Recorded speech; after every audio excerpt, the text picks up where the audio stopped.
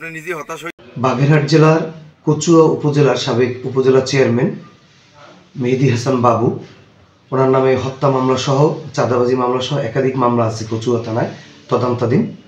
তো উনি ওনার ব্যক্তিগত প্রাইভেট কারে করে কুয়াকাটা থেকে বেপরোয়া গতিতে উনি এসে আমাদের যে আমার দুমকি থানার যে লেবুখালী টোল প্লাজা, সেখানে উনি টোল প্লাজায় আঘাত করে।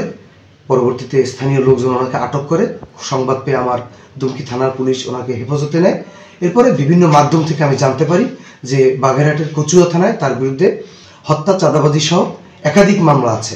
তো আমরা তাকে আমাদের হেফাজতে নিয়েছি। কচুয়া থানা পুলিশ এসে তাকে নিয়ে যাবে। সে তার বিরুদ্ধে যে তদন্তাধীন যে মামলাগুলো আছে সেই মামলায় সে অ্যারেস্ট হবে এবং বিজ্ঞ আদালতে সোপর্দ হবে।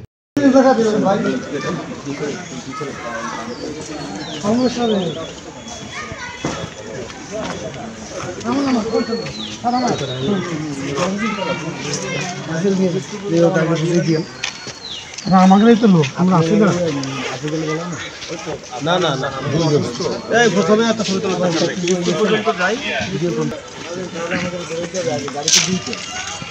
তোলা